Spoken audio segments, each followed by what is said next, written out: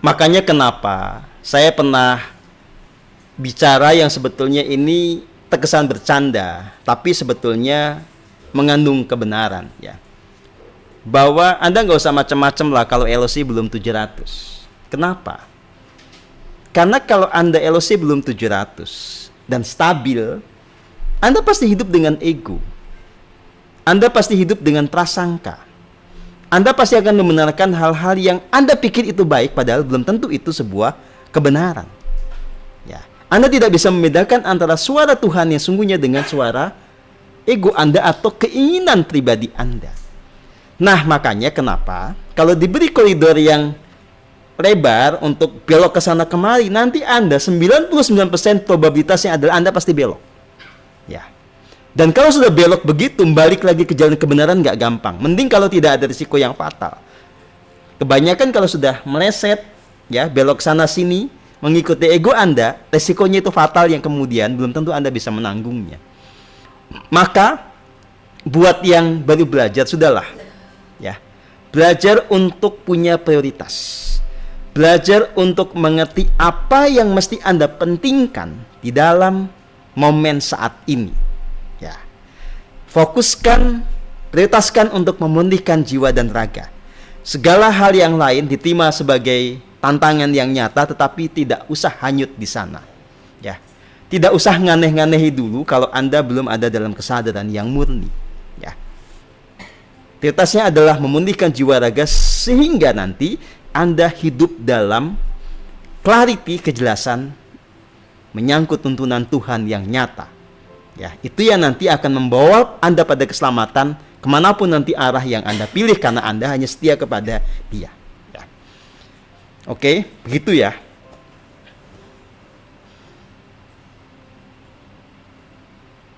Begitu Bapak Glenn. Aduh.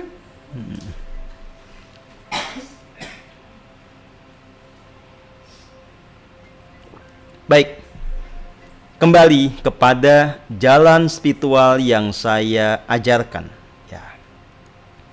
Sekali lagi, saya memberikan label ya, setelah saya diskusi dengan teman-teman di Pesona Matahari, ajaran ini sebagai ajaran spiritual yang murni, sebagai pembeda dari beragam ajaran spiritual di luar sana yang memang tujuannya bisa sangat berbeda, bahkan bertolak belakang dengan apa yang menjadi tujuan kita bersama.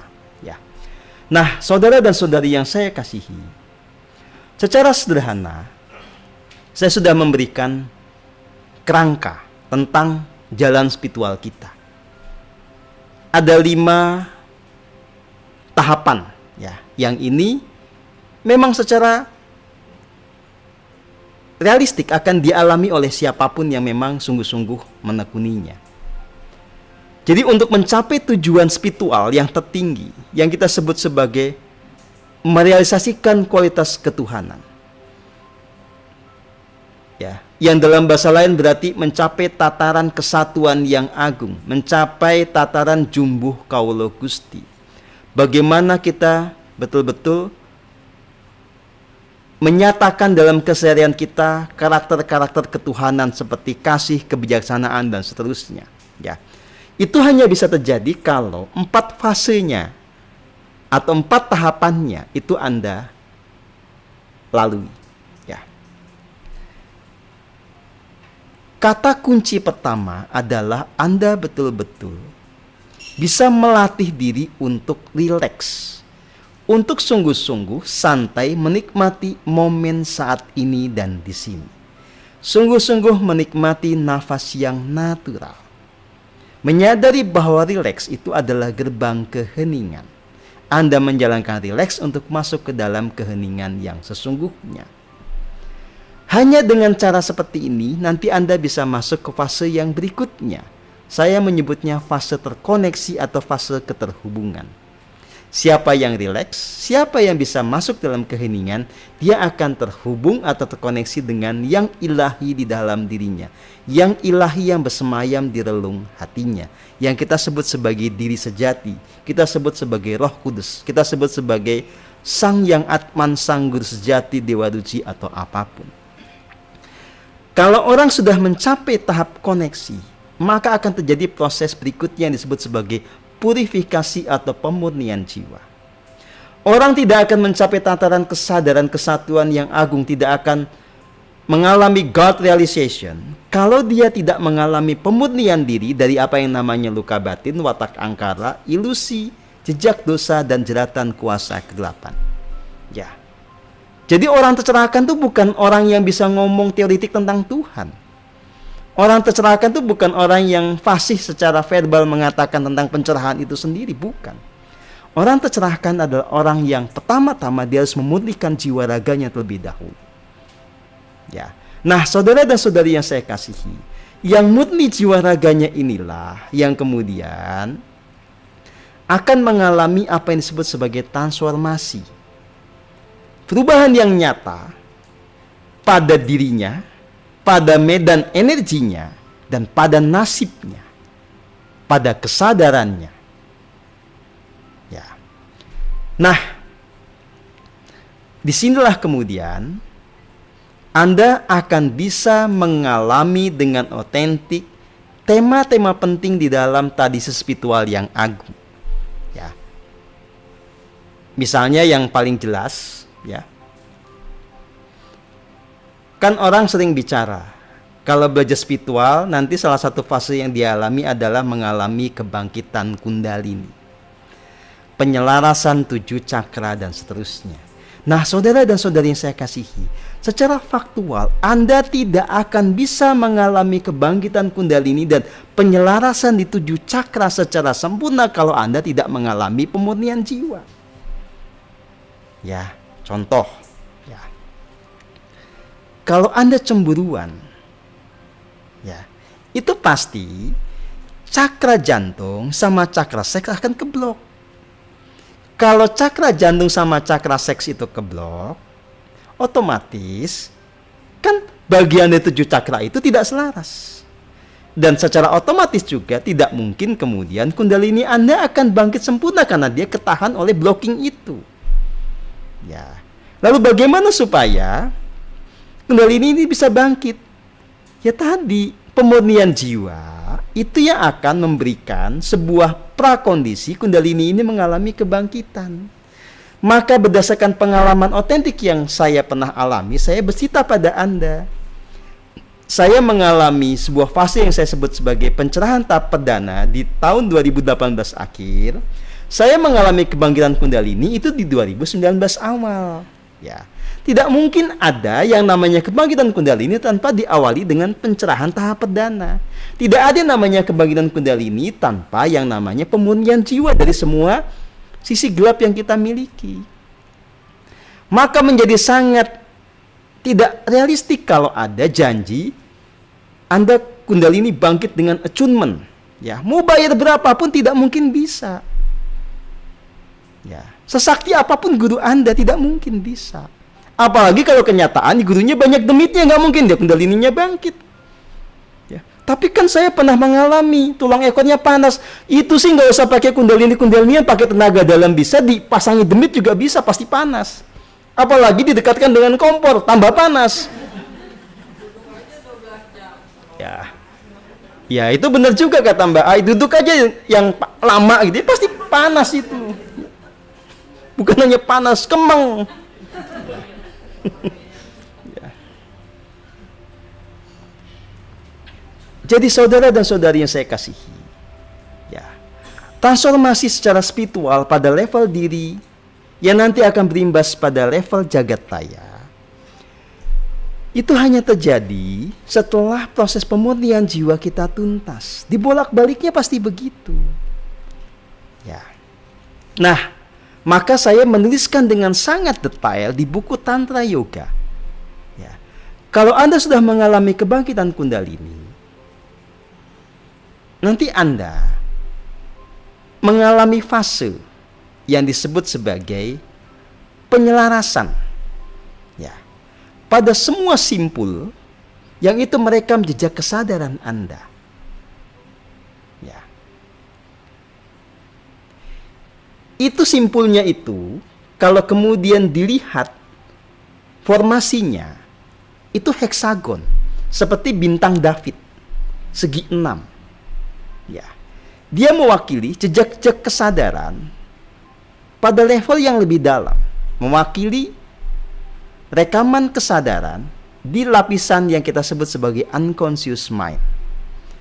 Yang itu merekam jejak perjalanan jiwa Anda di masa lalu, merekam juga apa yang diwariskan oleh leluhur Anda melalui DNA Anda. Ya. Nah, pada banyak orang, simpul-simpul yang membentuk heksagon atau segi 6 ini itu keruh. Ya. Tidak cemerlang. Nah, kalau kemudian orang menjalankan proses keheningan yang sungguhnya, setelah kundalini terbangkitkan, maka bintang 6 di dalam diri ini itu akan mengalami penyelarasan. Ya. Maka terjadilah apa yang disebut sebagai kebangkitan Merkaba. Merkaba ini secara letterlock artinya kendaraan menuju cahaya. Ya, sebuah prakondisi membuat Anda masuk ke alam cahaya. Nah, ini tidak akan mungkin terjadi kalau Anda tidak mengalami pemurnian pada semua simbol-simbol tadi. Mulai dari di amigdala, nanti di modula oblongata, nanti di tulang ekor, dan seterusnya. Itu ada beberapa simbol yang harus Anda bersihkan. Yang kesemua simbol itu membentuk struktur bintang segi 6. Namanya Merkaba. Ya. Nah, kalau Merkaba sudah Anda tuntaskan, nanti Anda sampai kepada fase ya, yang disebut sebagai realisasi Metatron. Kalau di Google Anda ketemu Metatron, itu pengertiannya beda. Kalau di sana Metatron itu nama dari malaikat yang jatuh, the fallen angel. Ya. Nah, sebetulnya itu bicara bukan tentang itu. Ini bicara tentang satu fase kesadaran kita ketika kita dalam harmoni seutuhnya dengan alam semesta. Jadi setelah kundalini bangkit, 7 cakra diselaraskan, Merkaba juga tuntas, ya, terbangun ya sebagai sebuah realitas yang gemilang di dalam diri kita.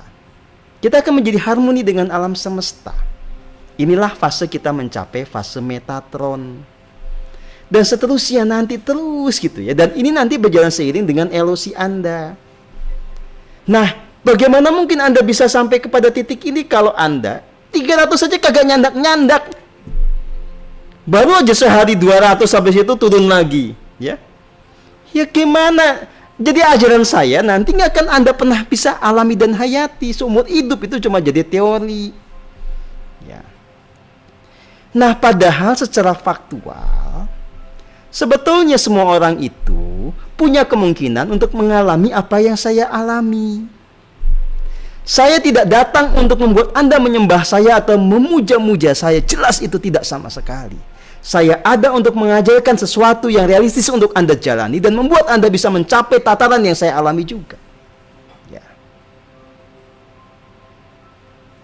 Ya. Jadi, saya ini menjadi panutan bagi Anda supaya Anda juga menjadi manusia yang tercerahkan, menjadi manusia ilahi, manusia yang betul-betul mengalami keberdayaan sebagai makhluk ilahiyah. Gitu. Nah, tetapi kan ada prosesnya, ada tahapan, ada cara yang harus Anda lakoni. Nah, saya membimbing Anda dengan sepenuh hati, tidak peduli dompet Anda isinya berapa. Ilmu ini saya berikan kepada Anda dengan tanpa diskriminasi. Ya. Kalau saya punya otak dagang, saya akan buat kelas-kelas yang bertahap, masing-masing diberi tarif yang mahal. Ya. Ilmu saya lebih hebat dibandingkan semua guru spiritual di dunia inilah. Gitu. Tapi bukan itu tujuan saya lahir di bumi ini. Tujuan saya membuat ilmu seperti ini bisa dipahami semakin banyak orang, tidak peduli latar belakangnya kayak bagaimana, tidak peduli Anda punya uang berapa. Ya, supaya semakin banyak orang yang betul-betul mengalami transformasi. Kalau orang mengalami transformasi, orang kemudian mengalami God realization, maka saya semakin enteng bebannya. Karena semakin banyak orang yang bisa menyangga kesadaran kolektif kita. Semakin banyak orang mencapai jiwa murni, maka tugas saya sebagai manusia di bumi ini juga semakin ringan karena ada kolaborator. Tapi bagaimana saya bisa berkolaborasi memberkati bumi ini sementara Andanya patah hati, sementara Anda sakit hati nggak sembuh-sembuh, ya. Sementara Anda licik nggak selesai-selesai, gimana? Ya. Karena itulah saya sering menggebrak Anda pakai centong lah, pakai pentungan lah, bangun, ya. Supaya apa? Supaya Anda tidak tetap kerdil, supaya Anda bangkit semuanya. Ya. Kalau kita bicara revolusi sesungguhnya, tidak mungkin terjadi kalau kitanya tidak mengalami revolusi pada level individual dulu. Ya. Saya punya hitungan matematis sebetulnya. Tugas kita mengubah negara ini akan menjadi lebih gampang kalau di Indonesia ini minimal ada 100 orang LC 500. Tugas kita mengubah dunia ini akan lebih gampang kalau di bumi ini ada orang minimal LC 1000. LC 1000 orang LC 500. Saya ulang ya. Tugas kita mengubah Indonesia menjadi lebih gampang kalau ada minimal 100 orang ber-LC 500. Tugas kita mengubah bumi ini akan menjadi gampang kalau minimal ada 1000 orang LC 500 juga. Ya. Apalagi kalau ada semakin banyak orang LC-nya 1000. Ada 5 orang lah, 7 orang lah, 10 orang dan seterusnya. Itu akan memudahkan perjuangan ini. Ya. Ya. Saudara dan saudari yang saya kasihi, maka ayo jangan terjebak oleh kesemrawutan di dalam pikiran Anda sendiri. Jangan mengkerdilkan diri Anda sendiri, bangkitlah, bangunlah.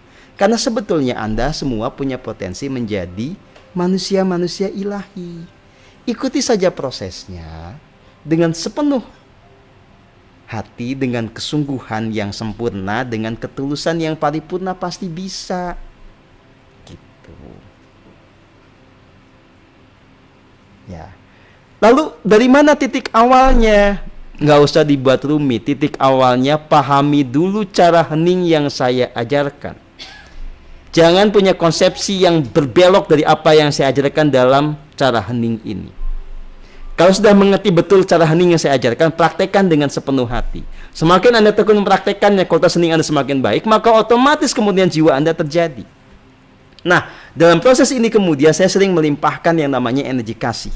Dalam bahasa kekinian kita menyebutnya, selalu ada momen boosting. Coba Anda rasakan tadi di meditasi yang pertama. Pasti banyak yang demitnya pada lepas, iya apa enggak? Ya.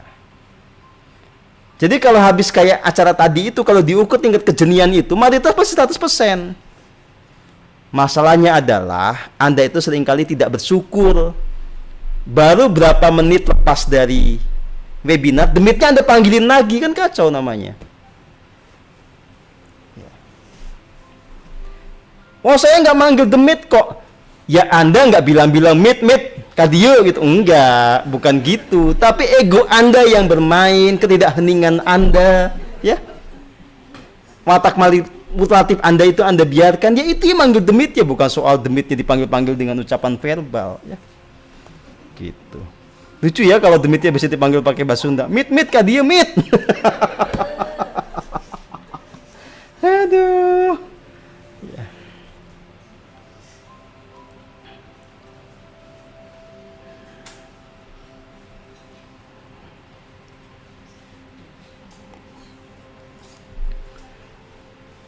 Ah, ini gaya ini. Habis webinar saya manggil istri buat lembur, Mas Guru. Oh, gaya. Baik saudara dan saudari yang saya kasihi, ya. Gini. Sebetulnya teknik hening yang saya ajarkan, meresapi, menyadari nafas ini bukan hal yang aneh dalam tradisi spiritual dimanapun juga, termasuk di Jawa. Ya.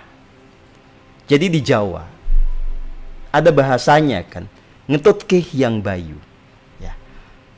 Ini adalah sebuah laku dasar sebelum nanti orang itu menemukan dewa rucinya. Ya, jadi saya tidak mengajarkan hal-hal yang baru sebetulnya. Ini ada dalam tradisi Jawa dan di tempat lain juga pasti ada ya. Gitu, dengan bahasa yang berbeda. Nah, dulu saya juga punya orang yang mengajarkan ini, yang membuat saya menjadi lebih clear tentang apa sebetulnya meditasi yang paling pas untuk saya jalani. Karena sebelum ketemu dengan guru ini, saya udah banyak praktek ya, meditasi macam-macam. Ini yang kemudian paling masuk akal sehat saya. Tapi kemudian kenapa kok saya berpisah dengan dia? Ya, memang ada momentumnya saya harus berpisah karena kalau saya tetap bersama dia, saya tidak akan sekeren ini. Ya, saya tidak akan mengalami kemudian jiwa seperti saat ini. Ya, intinya memang sudah gerak semesta membuat saya berpisah dengan dia. Meskipun dia yang pertama kali mengajarkan teknik meditasi yang benar tanda kutip ya, gitu.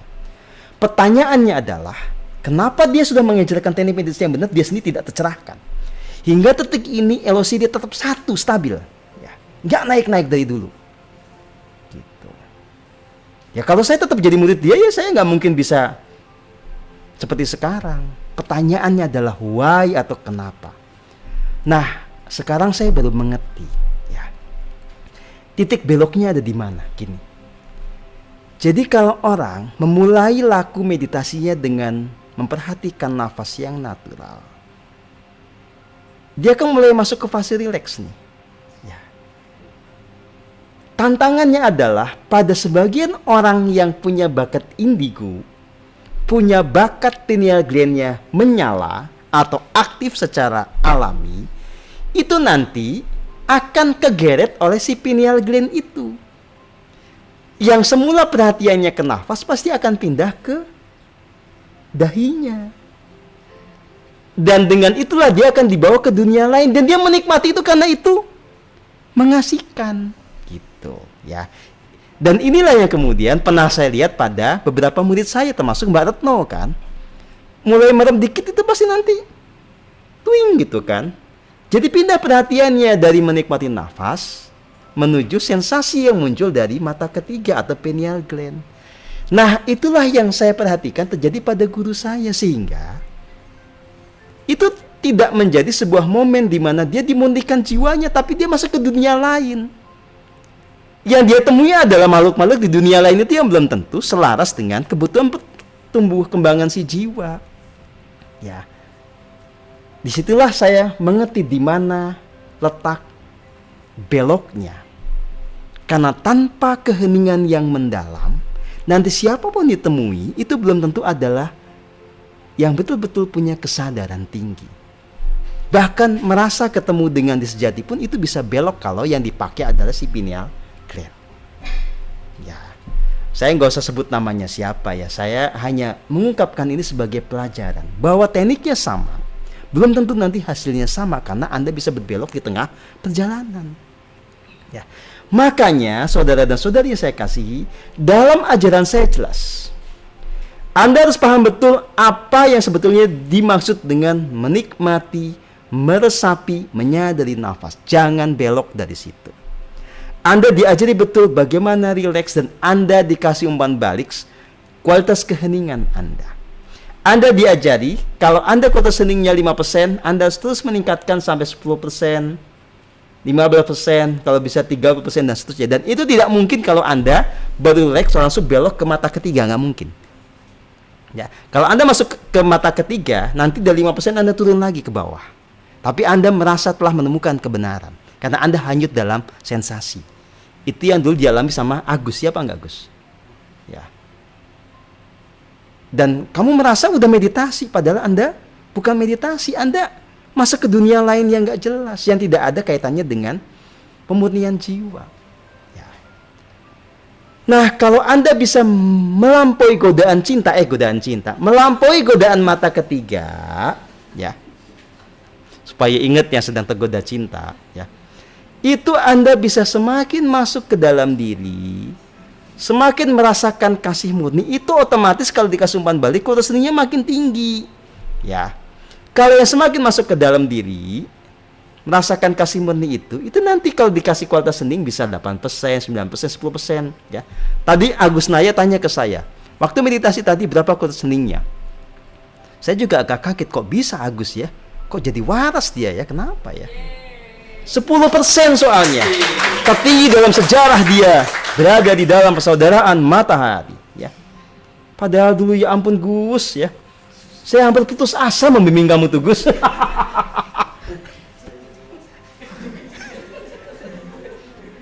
Ini apa dijadiin asam amino aja. Supaya itu mau berguna gitu ya. Oh, ternyata dia menemukan jalan pada akhirnya, ya. Jadi ya saya ucapkan selamat, tapi awas jangan apa namanya, jangan sombong gitu ya. Harus tetap rendah hati, terus mempertahankan kualitas keheningan seperti saat ini, ya. Nah ini ya contoh orang yang suka ngayal dalam meditasi. Mbak Elizabeth Istatik, tadi saya lihat seperti ketemu dengan sejati. Kok tak saya lihat semacam pakaian kerajaan. Udahlah, ngayal Anda itu, ya. Ulang kualitas seninya cuma 0,5%. Loh, gimana sih? Itu contoh Anda senangnya melihat-lihat yang enggak. Bukan itu hening itu, ya. Ini kalau di tempat lain dianggap wah Anda hebat, pengalamannya keren. Di sini salah. Aduh, salah Bu, salah. Segera bertobat, ya. Jangan belok dari hanya menikmati nafas, bersyukur setiap tarikan nafas itu dulu, ya. Oke, gitu. Karena kalau kayak gitu terus Anda rugi. Teman-teman sudah lari kemana, Anda gitu aja terus. Selalu nanti bangga dengan pengalaman-pengalaman sensasional padahal nggak ada gunanya, ya. Paham? Ya. Aduh, manusia, ya. Nanti teman-teman seperti Dika, ya, Andika dan Yanto itu bisa cerita pada teman-teman yang lain.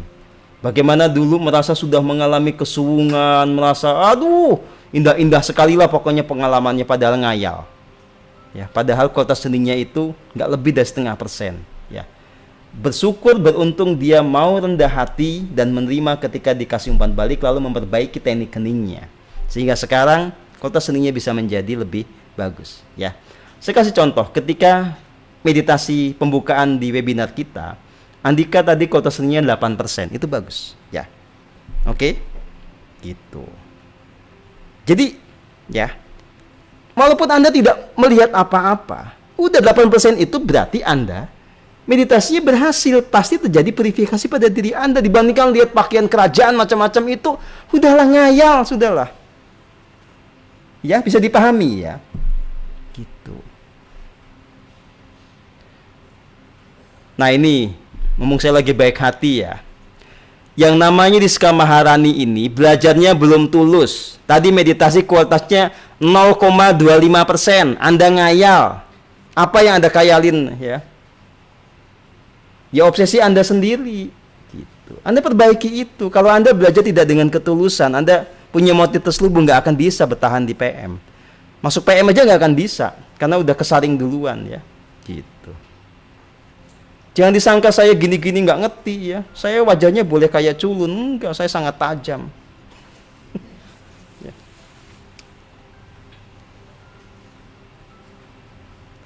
Nah, kalau yang muntah-muntah saat meditasi malah bagus lah. Itu proses namanya purifikasi, detoksifikasi.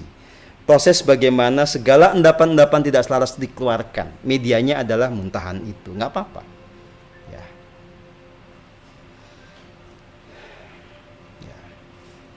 Yang lain-lain nanti akan dikasih evaluasi besok, ya. Jadi toko tutup sementara, ya. Tidak menerima pertanyaan soal kualitas keheningan dulu, ya. Baik. Saya akan menjawab pertanyaan-pertanyaan Anda. Coba Anda bertanya yang keren gitu loh. Saya nanti kasih hadiah. Hadiahnya muk. Oke, pertanyaan pertama dari Wiwin Cahyawati. Mengapa pada saat kita bersungguh-sungguh ingin memurnikan jiwa raga, setelah mendengar audio pemurnian jiwa raga atau audio penyelarasan, setelah itu angkara murka atau luka batin bergantian muncul? Ya itu namanya pemurnian jiwa, gimana sih? Jadi selama ini luka batin sama watak angkara itu kan mengendap, bukan Anda sudah bersih, mengendap. Kalau pakai bahasa cleaning service itu, selama ini semua itu, sisi gelap itu tuh Anda simpan di bawah karpet, ditutupi sama karpet, tidak dibersihin sehingga kelihatan bagus, padahal kotor. Nah, meditasi itu membuat yang di bawah karpet itu muncul ke permukaan supaya Anda sadari, Anda akui, Anda beresin. Gitu. Ya.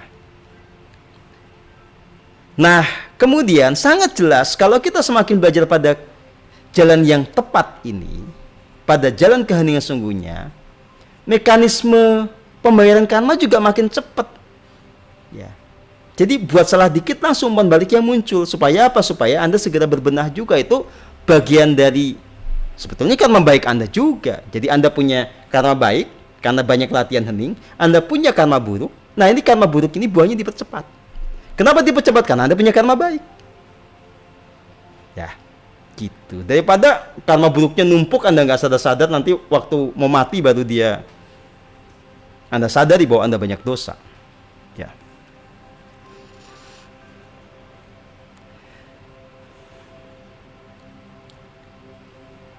Ini pertanyaan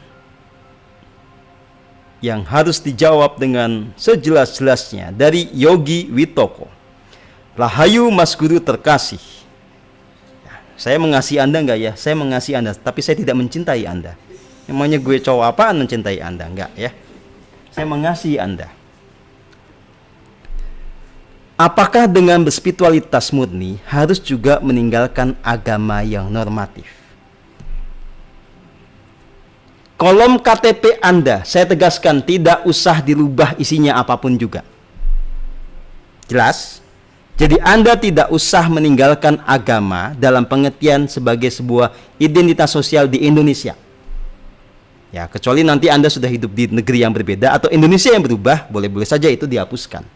Tapi selama situasi seperti ini, nggak usah repot-repot mengganti kolom KTP Anda. Biarkan sebagaimana adanya. Satu. Ya. Yang kedua, sebetulnya pahami saja bahwa spiritualitas ini mengajarkan Anda kepada sebuah laku yang esensial. Termasuk Anda menyelami hal-hal esensial di dalam agama yang Anda anut. Ya. Anda tidak dipaksa untuk tanda kutip ya mutat ya. Karena PM ini bukan agama. Ya. Jadi kalau Anda Muslim atau Anda Kristen, silahkan Anda hayati dengan sungguh-sungguh apa esensi dari keberislaman, apa esensi dari ajarannya Yesus. Bolak-baliknya sebetulnya akan ketemu hal yang sama.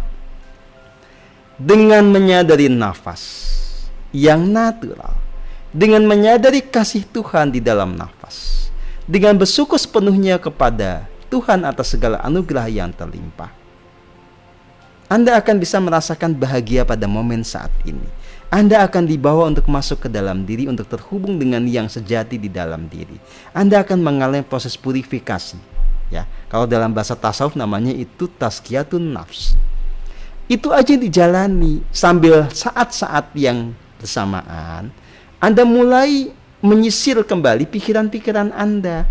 Segala konsep yang belum pernah Anda buktikan, Anda tarik dikit aja bahwa Anda netral, tidak menganggap itu kebenaran. Itu doang. Gitu.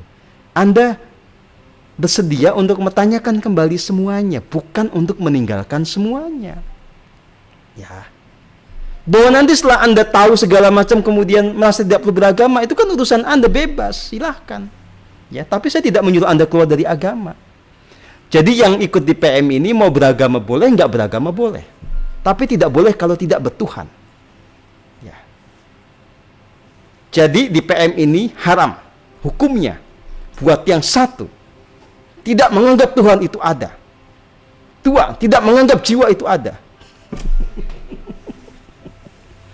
Ya, gitu. Jadi jelas kita ini bertuhan. Kita ini sadar bahwa kita punya jiwa, bahwa jalan spiritual adalah proses evolusi jiwa. Ya, gitu. Bagaimana kita bisa menyangkal Tuhan dan menyangkal jiwa, karena itu adalah polos dari ajaran spiritual kita, nggak mungkin ya, gitu. Oke? Saudara dan saudari yang saya kasihi, tadi saya sudah menjelaskan ya, LOC bangkit. LOC berapa Kundalini bangkit? Gini ya. Kundalini itu apa sih? Kundalini itu adalah energi kosmik yang potensial pada diri setiap manusia, yang itu ada di dekat tulang ekor, di perineum namanya. Ketika dia itu belum bangkit, dia ngelungker kayak obat nyamuk, kayak ular yang lagi ngelungker. Kalau dia bangkit, dia bertahap bangkitnya, nggak ujuk-ujuk begini, bangkitnya pelan-pelan. Ya, jadi kayak orang ngelungker itu, kayak orai itu ular yang tadi yang ngelungker, dia bisa begini gitu ya. Itu kan pelan-pelan. Sehingga tingkat kebangkitan Kundalini itu kan macam-macam. Kalau kita hitung pakai angka persentase, mulai dari 100% sampai ke 0%, 0% sampai ke 100%. Nah, seiring dengan tingkat kesadaran Anda makin tinggi, Kundalini ini makin bangkit. Ya mau berapa aja bisa bangkit, tapi kan nanti bangkitnya terbatas. Tapi kalau bertanya kapan dia mencapai level puncak atau kebangkitan Kundalini 100%, tidak bisa tidak Anda LOC minimal 500. Stabil di situ baru dia bisa sampai ke atas. Ya, oke? Kalau Kundalini sudah naik ke atas itu, berarti Anda 7 kualitas keilahian itu akan teraktualisasikan. Anda menjadi selaras dengan langit dan bumi. Ya, itu bahasa puitiknya begitu.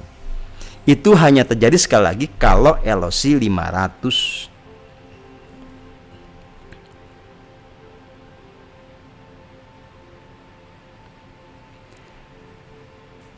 Ayu Tria bertanya, saya belum benar-benar paham bagaimana cara memahami ego.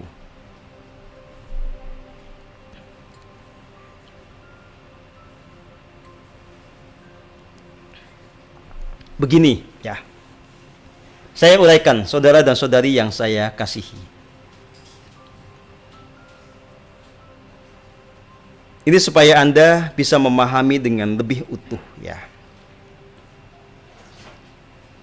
Anda sambil menghayati apa yang saya katakan ya. Pertama, sambil kita merasakan nafas yang natural, kita pasti akan mengerti bahwa kita ini punya badan. Badan ini dihidupi dengan energi yang muncul di setiap tarikan dan hembusan nafas. Badan ini menjadi hidup karena di setiap tarikan dan hembusan nafas itulah kita mengakses energi semesta. Energi semesta itu menjadi energi hidup, menjadi prana, menjadi chi, yang itu juga disebut sebagai nyawa. Ya.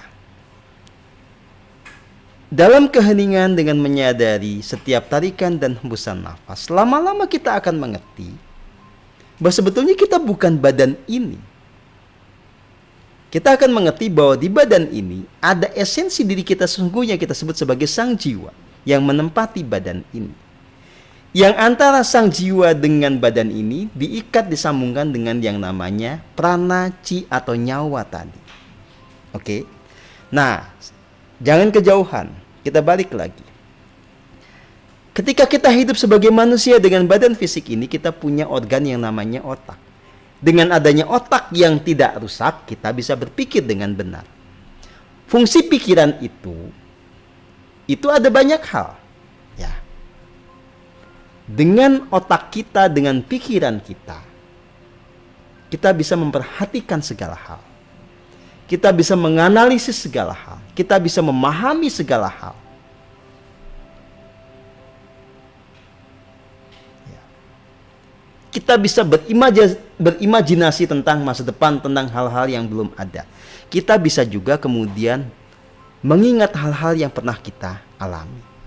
Ya, itu disebut sebagai fungsi otak, sebagai fungsi memori, fungsi imajinasi, fungsi understanding atau komprehensi, fungsi analitik, fungsi observasi. Ya, ada lagi nanti fungsi perenungan. Nah, ada lagi dengan otak itu pula kemudian kita memberi identitas pada diri kita. Kita sadar bahwa kita ini berbeda dengan yang lainnya. Karena kita punya pikiran, maka saya sadar bahwa saya berbeda dengan Glenn. Saya berbeda dengan Anda semua. Ya, dengan otak itulah kemudian kita membentuk identitas ego. Ya. Nah, saudara dan saudari yang saya kasihi, dari situ kita bisa mengerti apa yang disebut sebagai keinginan-keinginan egoistik. Ya. Jadi karena kita punya pikiran, kita punya ego. Karena kita punya ego, maka kita punya keinginan egoistik. Apa yang disebut sebagai keinginan egoistik? Keinginan egoistik itu adalah keinginan yang muncul distimulasi oleh pikiran kita. Karena kita punya referensi atas hal-hal yang kita anggap baik, kita anggap enak. Contoh apa? Kita melihat, ya, dalam posisi kita nggak banyak duit nih. Orang yang banyak duit nih enak, bisa nyuruh-nyuruh. Maka kita pengen banyak duit. Ya, itu contoh keinginan egoistik. Ya. Kita melihat bahwa kita bisa banyak duit kalau kita merampas hak orang. Kalau kita menjual tanah yang bukan punya kita tapi punya orang. Kita gadaikan kepada investor, gitu ya, kira-kira gitu. Itu contoh keinginan egoistik. Ya. Pokoknya hal-hal yang itu muncul atas dasar analisa Anda terhadap data yang ada di pikiran Anda, itu menjadi produk ego. Oke? Nah, ego tidak hanya itu. Jadi pada diri Anda itu kan ada yang namanya dualitas. Di satu sisi ada hasrat untuk berbuat kebajikan, di sisi lain ada hasrat untuk berbuat kejahatan. Nah, hasrat untuk berbuat kejahatan itu pada dasarnya itu untuk membuat apa yang menjadi keinginan ego Anda terpenuhi. Kalau Anda itu ingin memenuhi keinginan ego itu, pasti yang namanya hasrat kejahatan ini atau benih-benih kejahatan ini akan tumbuh dengan maksimal. Ya. Jadi, supaya Anda nggak puyeng, sederhana saja. Ya. Selama Anda hidup ini sibuk dengan mikir, pada titik itulah Anda pasti hidup dengan ego Anda. Tapi pada saat Anda mulai dengan menikmati nafas secara konsisten, merasakan kasih murni, Anda mulai terhubung dengan yang sejati, mulai mengerti apa tuntunan dari yang sejati dalam diri Anda, mulailah Anda hidup tidak dengan ego tapi dengan tuntunan Tuhan. Ya. Jadi di situ, ya, bedanya antara ego dengan yang namanya diri sejati. Lalu apa bedanya ego dengan jiwa kita? Gini, jiwa itu pasti inginnya pada hal-hal yang membawa kepada kesempurnaannya. Jiwa itu ingin dimurnikan. Kalau ego inginnya yang enak. Menjadi kaya itu bukan keinginan jiwa, tapi menjadi bahagia sejati itu keinginan jiwa. Menjadi kaya itu keinginan ego. Ya. Nah, di sejati nanti akan membuat Anda itu tergerak untuk mengikuti hasrat sang jiwa, bukan mengikuti maunya si ego. Diri sejati atau Gusti dalam diri itu akan memberi tuntunan Anda supaya Anda bisa mencapai tujuan dari keberadaan sang jiwa di bumi ini. Ya, tuh. Oke? Nah, ini kan teorinya. Supaya nanti Anda mengerti dengan sesungguh-sungguhnya, Anda harus praktek hening yang benar. Pasti ngerti. Kalau Anda gatal-gatal pada saat meditasi, sudah pasti itu proses purifikasi juga, ya, gitu.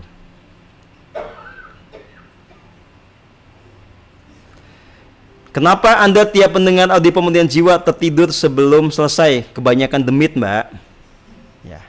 Anda harus belajar terus. Nanti lama-lama juga Anda akan bisa menikmati meditasi ini dengan sungguh-sungguhnya. Apakah kalau leluhur ada yang jadi dukun, itu nanti kualitasnya akan turun ke DNA Anda? Bisa menjadi potensi, tapi soal itu nanti teraktivasi atau tidak itu pilihan Anda. Gitu. Apakah kalau kesambet berat bisa dinetralisir lewat tidur? Jelas tidak bisa. Tapi kalau Anda kesambat, udah meditasi, nggak beres-beres, capek, tidur aja, besok meditasi lagi. Tapi bukan berarti dengan tidur semuanya beres, tidak. Tetap harus meditasi yang serius. Ya.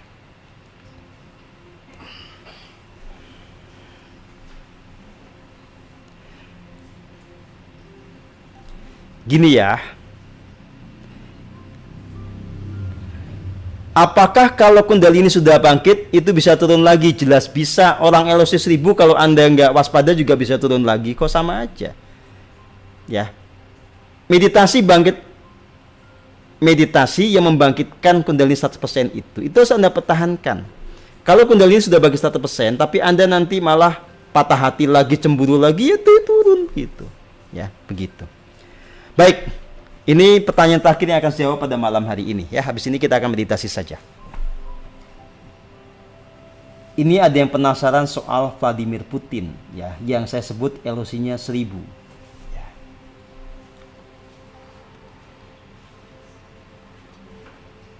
Ini kalau nggak dijawab, teman-teman PM akan terus penasaran ya.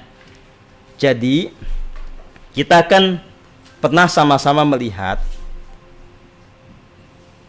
foto Vladimir Putin beberapa tahun silam dengan foto Vladimir Putin di saat ini.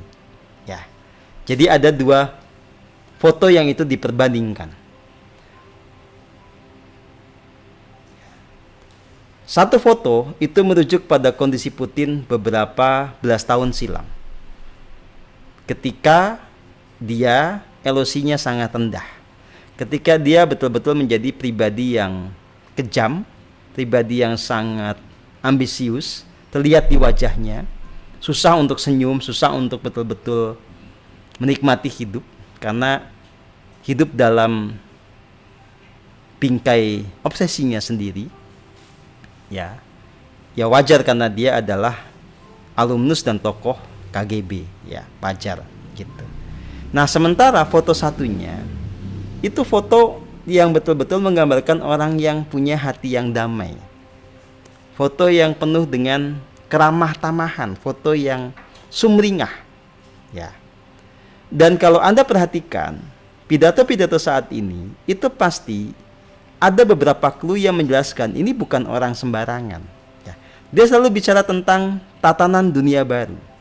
Dia selalu bicara tentang bagaimana Barat ini pasti akan runtuh karena keserakahannya sendiri. Ya. Jadi dia berani melawan Barat. Dia berani mengungkapkan kebenaran tentang bagaimana NATO dan teman-temannya ini sebetulnya hidup dalam kejahatan. Ya.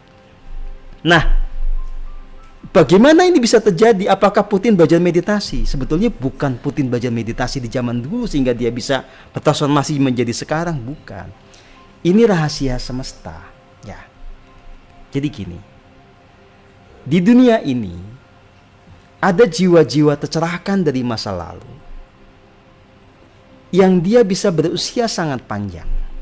Dia bisa memilih untuk tidak segera pindah dimensi tetapi tetap bertugas di bumi. Jiwa-jiwa ini memang sudah mencapai kesadaran sangat tinggi. Ya, dan lewat latihan yang sangat tekun, dia bisa mengelola badannya, mentransformasi badannya, mengendalikan badannya juga. Ini yang kita sebut sebagai immortal. Orang-orang yang punya kesadaran tinggi yang usianya menjadi sangat panjang. Karena satu dan lain hal, demi keselamatan di bumi ini, immortal ini bisa bekerja. Immortal ini bisa bertransformasi menjadi tokoh-tokoh tertentu, termasuk dalam hal ini adalah Putin. Ya. Jadi Putin yang sekarang itu bukan Putin yang lama, ini Putin baru. Ya, Putin sebagai sosok immortal yang kemudian dipahami orang sebagai Vladimir Putin. Gitu ceritanya ya. Gitu. Makanya karena saya bisa melihat hal seperti itu, saya tidak pernah pesimistik menghadapi dunia ini dengan segala tantangannya. Karena selalu ada hal-hal yang ajaib. Selalu ada hal-hal yang membuat hati kita itu menjadi gembira, punya harapan akan masa depan yang lebih baik. Ada pertolongan semesta yang kadang-kadang tidak pernah kita pikirkan, ya, gitu.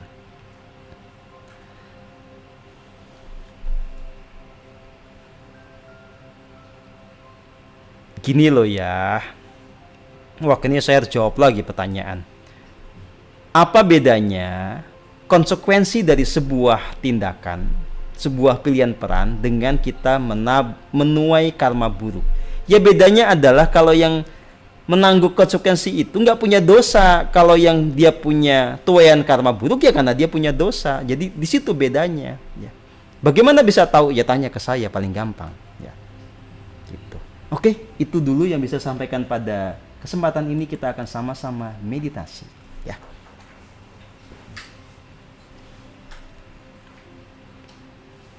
Putin yang lama kemana cuti?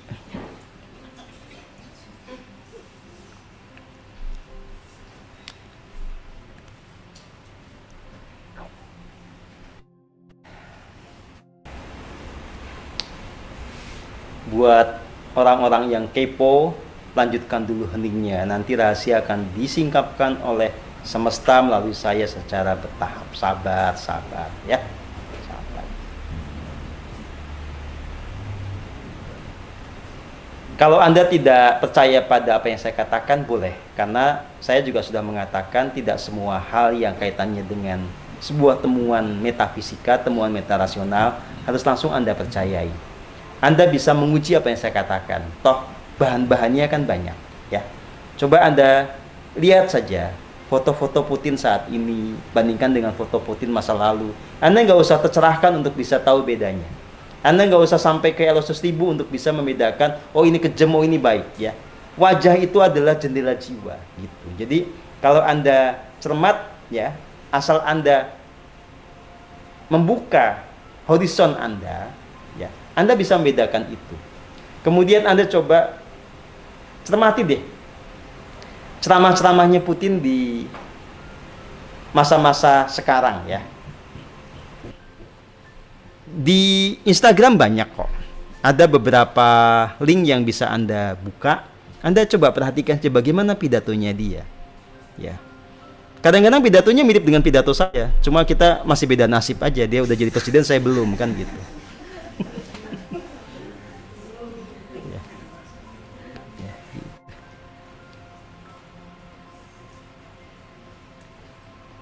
Apalagi ya kalau Anda betul-betul bisa menyelami jiwa manusia, itu pasti gampang sekali membedakan antara Putin yang sekarang dengan Putin yang lama, ya. Nah, catatannya adalah sekali lagi ini hanya untuk membuat Anda mengerti bahwa mekanisme alam semesta ini seringkali sangat ajaib. Makanya kita selalu bicara tadi tentang kekuatan magis semesta yang paling murni, kekuatan Ahura Mazda, sebetulnya untuk membuat keajaiban ini makin bermunculan supaya kita bisa terselamatkan, ya. Oke, gitu. Saudara dan saudari yang saya kasihi, hidup ini atau kelahiran kita di bumi ini adalah sebuah kesempatan emas bagi kita untuk melanjutkan proses evolusi jiwa kita. Ya, bagaimana kita terus bertumbuh kesadaran, semakin merealisasikan kualitas ketuhanan yang tanpa batas. Nah, ini menjadi titik tolak saya menjelaskan keberadaan seperti Druid, Ahura Mazda, Tao yang sering saya sebutkan. Apakah mereka itu Tuhan? Apakah mereka itu nama lain dari Tuhan? Maka saya jawab dengan tegas dan lugas. Druid, Tao, Ahura Mazda itu bukan Tuhan. Tetapi ini adalah realitas keberadaan yang mengaktualisasikan kualitas-kualitas ketuhanan pada titik tekan yang berbeda-beda. Ya. Tuhan adalah sang sumber, keberadaan yang tanpa batas, keberadaan yang meliputi jagat raya ini dengan segala dimensinya. Tuhan adalah yang tanpa batas yang meliputi omnivers, yang di dalam omniverse itu ada multiverse, di dalam multiverse itu ada universe, di dalam universe itu ada galaksi, di dalam galaksi itu ada tata surya, di dalam tata surya itu ada planet-planet termasuk planet bumi. Ya. Jadi sekali lagi Tuhan adalah yang tanpa batas. Nah, di dalam omniverse atau jagat raya yang tanpa batas ini kan ada banyak dimensi yang secara sederhana kita sering sebut ada 31 dimensi. Padahal kenyataannya jelas tidak seterbatas itu. Nah, di dalam omniverse ini ada banyak realitas dengan tingkat evolusi yang berbeda-beda. Nah, manusia adalah makhluk atau keberadaan yang punya badan fisik, ya, yang dalam struktur 31 dimensi itu ada di dimensi 5. Tetapi dengan badan fisik yang sama, jiwanya punya kesadaran yang berbeda-beda, punya level evolusi yang berbeda-beda. Ada yang masih sangat terbelakang, rendah, ada yang sudah sangat maju. Nah, Ahura Mazda, Druid Tao, itu kalau secara sederhana saya bahasakan, realitas ilahi.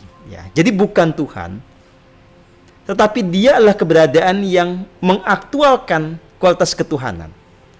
Kalau Druid, karakter yang dominan adalah kekuatan penciptaan yang evolutif. Jadi cara memahami Druid, kita memahami bagaimana kekuatan yang bekerja pada tumbuhnya benih atau biji-biji tumbuhan. Ada proses evolusi yang gradual di sana. Kecil, ya, agak gede, gede terus sampai nanti menjadi pohon gede banget, ya.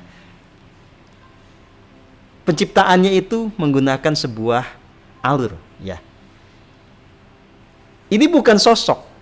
Makanya saya juga agak susah membahasakannya, kan ini bukan sosok, beda dengan dewa misalnya. Dewa Siwa, Dewa Wisnu itu sosok, kalau ini bukan. Tapi dia memang ada nyata sebagai sebuah realitas, sebagai sebuah realitas berkesadaran, tapi juga bukan Tuhan. Makanya saya paling gampang bahasakannya ini realitas ilahi. Ya. Nah, kalau Ahura Mazda, apa bedanya dengan Druid? Karakter yang dominan pada Ahura Mazda adalah magis, kekuatan keajaiban. Jadi kalau Druid tadi, ketika dia bekerja, dia akan menumbuhkan sesuatunya kan itu secara bertahap, ya. Twing gitu kan. Butuh waktu sangat panjang. Kalau Ahura Mazda itu kalau minjem bahasanya wong Banyumas tuh sak dek sak nyet gitu loh. Gitu, ya. Nah, menjadi bagian dari kekuatan Ahura Mazda ini ada yang disebut sebagai api suci. Makanya para penganut Zoroaster zaman sekarang, karena dia tidak memahami esensinya, dia bikin upacara yang gampang aja. Mirip dengan Agnihotra di India atau di Bali. Jadi kalau meditasi itu di tengah api unggun. Gitu, ya. Karena dianggap ini simbol dari Ahura Mazda. Orang di luar dia akan menganggap penyembah api. Padahal sebetulnya maksudnya adalah ketika orang meditasi terhubung dengan Ahura Mazda, dia mengakses kekuatan api suci yang memurnikan jiwanya dan memurnikan dunia ini, bukan menyembah api. Gitu. Sama dengan terak. Kita bukan menyembah matahari, walaupun kita menyebut ini sebagai matahari jagat raya. Ini ada realitas ilahi yang karakter dominannya adalah cahaya kesadaran, gitu, yang menerangi pikiran-pikiran manusia. Jadi kita di PM bukan menyembah matahari, tapi kita menghayati kualitas rasang matahari jagat raya supaya otaknya itu bersih, nggak kotor, supaya jiwanya terang benderang. Oke, bisa dipahami. Jadi makanya dalam meditasi itu kadang saya mengajak Anda terhubung pada diri sejati. Ya, dengan terhubung pada diri sejati, jiwa Anda dimurnikan. Tapi kadang kita terhubung dengan bisa jiwa-jiwa ilahi, bisa dengan realitas ilahi, bisa dengan Druid, bisa dengan Tao. Ya, karena memang ini adalah gampangannya fasilitas yang disediakan oleh semesta buat kita. Tapi dasarnya tetap hening yang benar terhubung dengan diri sejati, baru bisa yang lain-lain gitu. Oke. Dari mana saya tahu? Jelas tidak ada guru yang mengajarkan ini pada saya. Ya. Bahkan guru yang tadi ngajarin tentang nafas natural saja, itu juga nggak ngerti tentang ini, gitu. Karena dulu nggak pernah bahas yang begini. Bahkan ketika saya bahas suwung aja dia ngejekin, suwung itu rumah kosong katanya. Gitu, ya. Nah, bagaimana saya bisa memahami ini semua tanpa saya mendapatkan pelajaran dari seorang guru? Kembali tadi bahwa kehidupan di bumi ini adalah proses evolusi bagi setiap jiwa. Manusia yang punya badan yang sama seperti ini, itu kesadarannya bisa beda-beda tergantung dari latar belakangnya dan pencapaian di saat ini. Makanya saya menjelaskan, ada yang lahir ke bumi dengan mekanisme reinkarnasi, ada yang lahir ke bumi dengan mekanisme voluntary, ada yang lahir ke sini dengan metode inkarnasi. Nah, yang metode inkarnasi ini berarti di masa lalu dia pernah menjadi avatar juga, pernah menjadi orang tercerahkan juga. Nah, dalam konteks evolusi, ketika sang avatar ini lahir kembali, otomatis dia punya peluang untuk lebih baik dibandingkan penampilan sebelumnya. Gitu. Karena ada rentang waktu di mana dia belajar lagi, gitu loh. Maka dalam konteks kita, sesempurna apapun ajaran kita saat ini, ya, setinggi apapun pencapaian saya pada saat ini, nanti di masa depan, itu pasti ada orang yang lebih keren lagi dan ajaran yang lebih keren lagi, gitu. Itu bisa nanti saya yang lahir kembali, bisa juga mungkin siapa kek yang tiba-tiba diutus bahasa yang manusiawinya ya, untuk menjalankan peran di tantangan yang semakin kompleks di masa depan, gitu. Jadi evolusi itu tidak pernah berhenti, termasuk evolusi dalam kesadaran manusia dan evolusi dalam ajaran spiritual. Ya, gitu. Bisa dipahami ya? Jadi saya tidak akan mungkin mengatakan pada hari ini ajaranmu telah disempurnakan, tidak ada yang lebih sempurna lagi nanti. Enggak mungkin berkata begitu. Ya.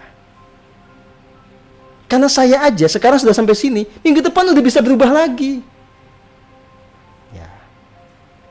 Apalagi bulan depan, apalagi tahun depan, apalagi 10 tahun ke depan, saya udah sampai kemana lagi itu. Sehingga ajaran kita itu bisa udah sampai ke sana. Sekarang saya nulis 11 buku nih. Setahun lagi kan saya nulis lagi. 10 tahun lagi bisa jadi 30 buku kita punya kan, gitu ya.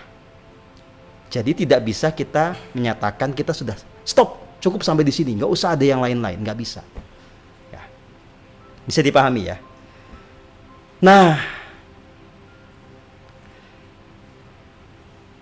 karena saya menyadari bagaimana latar kelahiran saya, apa peran saya saat ini, saya menjadi galak pada Anda. Galak dalam pengertian, saya sepenuh hati memastikan Anda itu ada dalam jalan keselamatan. Udah nggak usah tengok kanan kiri. Ya. Nggak mungkin Anda lihat lagi avatar yang bisa Anda jangkau pada saat ini, gitu loh. Nanti nggak tahu kapan itu mungkin muncul, tapi sekarang sudahlah, Anda puas-puaskan lihat wajah saya. Karena orangnya kayak begini pun, ajarannya ini, kalau Anda hayati dengan sungguh-sungguh, akan membuat Anda betul-betul mencapai sesuatu yang mungkin di luar imajinasi Anda. Ya, gitu. Ya, tapi kan supaya Anda mengerti saya juga memberi kesempatan, silahkan diuji sepenuh hati. Kalau kemudian tidak menemukan faktor pendukung Anda supaya atas pada saya, nggak usah belajar di PM, saya fair, gitu loh. Tapi yang mau belajar, ya udah sungguh-sungguh gitu ya. Karena Anda kalau mau belajar sama Putin yang sekarang itu juga susah, dia udah jadi presiden ya. Mau ketemu aja susah, walaupun dia bisa ngajarin Anda hening bisa ya. Tapi begitu mendekat, agen FSB-nya gitu, nggak mungkin dekat ya. Saya juga kalau jadi presiden susah ngajarnya kan gitu ya. Kalau jadi, kalau enggak ya gini aja, asik kan. Udah Mas Yudi jadi presiden lah, saya mengajar kan bisa aja kan, gitu kan, gitu. Tolong gunakan kesempatan ini dengan sebaik-baiknya ya. Oke ya. Demikian yang saya bisa sampaikan pada kesempatan ini. Selamat belajar, selamat bertumbuh. Buat teman-teman yang belum bisa diterima di grup WA karena satu dan lain hal, silahkan Anda bisa belajar di grup Telegram. Di situ keluar masuk bebas. Ya. Bisa juga Anda betul-betul mempelajari dulu semua channel YouTube sampai Anda mengalami proses pemurnian di situ. Nanti kalau Anda daftar lagi, nanti pasti kita juga mengerti Anda sudah bisa masuk atau belum, ya gitu ya. Jadi nggak usah kecil hati buat yang teman-teman belum bisa masuk ke grup persaudaraan matahari, ya. Lagi jual mahal soalnya kita sekarang, ya.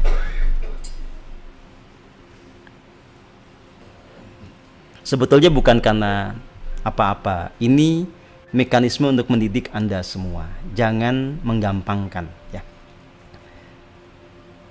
Karena ini ada cita nyata, ya. Jadi saya betul-betul digerakkan untuk membantu. Ada satu anak, ya, laki-laki lah. Dulu sudah masuk PM, keluar. Sudah saya kasih beasiswa, sampai ikut tetet, mau saya kasih kerjaan, ngambek. Lama nggak muncul. Terus muncul lagi, ya sudah saya kasih kesempatan lagi, masuk lagi ke PM, baru sehari keluar lagi, terus saya diblokir. Kali ini gantian saya blokir, enak aja. Jadi nanti dia kalau udah mulai waras kan inget saya tuh, nggak bisa lagi kan udah saya blokir gantian, kan nggak sopan.